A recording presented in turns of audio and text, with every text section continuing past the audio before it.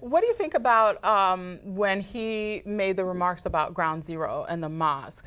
He said something along the lines of that, you know, it's a right in this country to be able to do what you want with private property. Right. And so he didn't see a problem with that. And then he came back the next day and said, well, he wasn't really talking about the wisdom of the decision to build it there. Right. He was talking about people's fundamental rights. The guy is, he's deceiving. He says whatever you need to hear according to who he's speaking to. You're right, he made that comment to the Muslims, and then when he went to Florida, he made another comment, well, I didn't mean the wisdom of it. What did you mean? You know what I'm saying? Why did he say that when he spoke to them? Should he have said anything about the mosque? I think not. It would have been good if he had just kept left quiet. it alone? Yeah, because why? I mean, he's the leader of the country, well, you know, and this is something that profoundly impacted. Not really, but at one point I want to make. Wait, not really. That this profoundly impacted the country as a whole. The Ground Zero. It impacted the country in that, well, Ground Zero did, but yeah. the Muslim mosque, it shows a lack of respect for the folks who, you know, died there. They don't have a right to build, and it's 2 blocks away, right? See, not on the. The issue is not about if they have a right to build there. Yes, they have a right to build there. But what about the love or concern about the families who are going to walk past this mosque every day and look at our enemies who did this to us? It's just a reminder over and over again of what happened. Will those and now people it looks like enemies, it sent a message to the Muslim world that they are conquering America. I mean, so you don't separate, in your mind, you don't separate Muslims that did the act of killing people at the World Trade Tower. You don't separate those types of Muslims from peace-loving Muslims? I do. I mean, I'm sure all Muslims are not hating America, want to kill the infidels. But the leadership, you know, the ones who attack America, the ones who are supporting that, are the ones who would be greatly rewarded if this mosque is built, you know, 2 blocks or so away from the World Trade Center, where the World Trade Center, ground zero. And we can't allow that to happen. But what Obama did was try to deceive us and pretend it was about if they had the right. It's never been about if they had the right, but it's the sensitivity to the folks who died there and their family members. Now, there's a lot of talk right now that he's a closet Muslim. A lot of people are saying that now, and there have been polls that I could quote that shows that has increased. Where do you stand on it? Do you think he's a closet Muslim? You know, I don't know if he is, but I do know that he's not a Christian. And I do know that... How can you say that when he himself has said that he is a Christian? And I mean, do we know anybody's heart? Yeah, we can know another man's or woman's heart by their actions. And when we speak from the heart. So you can know that. And Obama has not, I don't know of one time when Obama stood up for Christianity, but I can tell you counts of times, a number of times when he stood up for Muslims. As a matter of fact, I've never heard him denounce them at all. But yet he went over to the Muslim world and denounced Christianity. We're not a Christian nation, but a nation of ideas and of religion and of people, and that's not true. We are a Judeo-Christian nation, but I've never heard him defend that. But even Michelle said, we're a downright mean country. I mean, we can't have these people running our country. All right, well, they're going to turn America into a ghetto.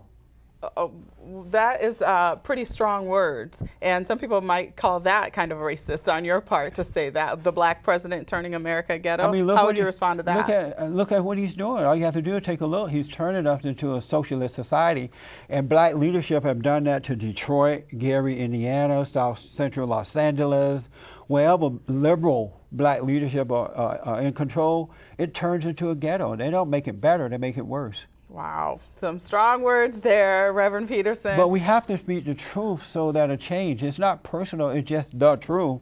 And it's the truth that set us free, not the lie. Let's talk about the Tea Party. Are you in support of them? I am. And what do you think of when, like, the NAACP and others come out and denounce racism within the Tea Party? I support, thank God, that's one good thing that has come from Obama being in office. It has awakened normal people, not black folks, but normal folks, i.e. the Tea Party movement. Black folk are not normal folk? Well, what I'm saying is that most black people don't think for themselves. 96% of black people... Wait a minute, did you just say most black people don't think for themselves? Right, they're into this group color thinking. For example, 96% of black Americans voted for Barack Obama because he's black, first Democrat liberal. I think I've seen some different polls. And today, knowing what this guy is about, after being in office over a year and a half now, over 90% of them still support him. But because Obama is there, it has awakening, the Tea Party movement, people finally coming together and fighting for our country. I've spoken at Tea Party rallies around the country. Are you a member of the Tea Party? I'm not a member, but I've spoken at the rallies around the country. I support them. And I have to tell you, I've met some fine Americans. No racism, no racist talk, language, signs? Not one iota of racism at all. And the godless racist NAACP, I don't know how anyone respect them.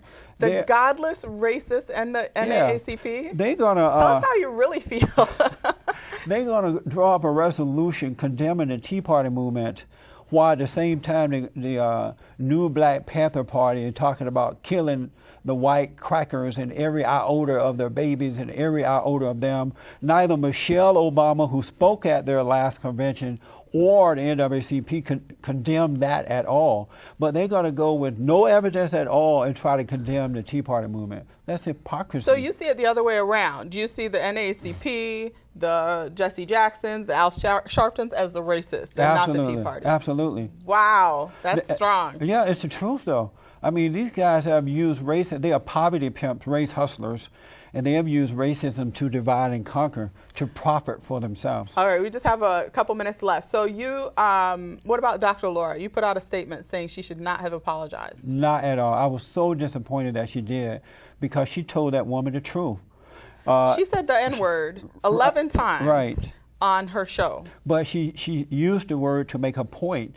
But then she took herself off and apologized, and that was quitting her own show. That was unfortunate because apparently she was pressured to do it because some of the sponsors are not going to, sponsor her show, and she said that she doesn't have the freedom of speech that she had prior. But she's right about that woman. If you can't handle the word, don't marry out of your race. Stop being so sensitive. Black people use that word all the time, and if the word is a bad word, why don't they stop using it? Sometimes I use it jokingly when I want to make fun at black people. I use it, right? But so you get to say it, but nobody white gets to say it? I don't care if white people say it. They can say it. You don't care if white people say the N-word? I don't care. I'm not moved by words. Words don't hurt me. So anybody, that's them. They represent themselves, just like black people represent themselves. I don't care about the words. So what I'm saying is, somebody could sit here and call you a nigger to your face and you'd be okay. Black people call me a nigger every day. Every day they call me nigger. And if a white person did it, it'd be okay. They call me nigger too. The homosexuals do when they're mad. But oh my God. But you know what? Black people call me nigger so much over the last 20 years that I was telling my staff that I was thinking about changing my middle name. Oh my God. to Jesse Nigger Peterson. Oh but my goodness. It rolls off my back. Words don't bother me. So it doesn't matter to you at all. And you think that we are too sensitive in this country? Exactly. To that word? We'll become a nation. Is there a line? Can we draw a line anywhere? You could draw a line with your own personal character. There are things that I would do and would not do. I carry myself in a way where I have respect for myself, and in return, I respect others as well. All right. And start with self. We're out of time, and I could talk to you for another hour and a half. My goodness. Well, I appreciate you having me here. Thank you for being here. I think you said a lot of strong things that I can see a lot of the crew, the looks on their faces even, and people out there watching, I think will not be very happy with. Well, you're going to have both ways. You're going to have those that love the truth and those who love the lie, and those who love the lie are going to overreact. The ones who love the truth will be happy. We're going to leave it there. Thanks for being here. I appreciate you talking to us. Thanks to Reverend Jesse Lee Peterson of Bond for being here on CCN Game Changers and doing this interview with me. Thanks to the crew that worked on this show. Get that mic cord back under there. And thank you for watching. Join us next time for the next edition of CCN Game Changers.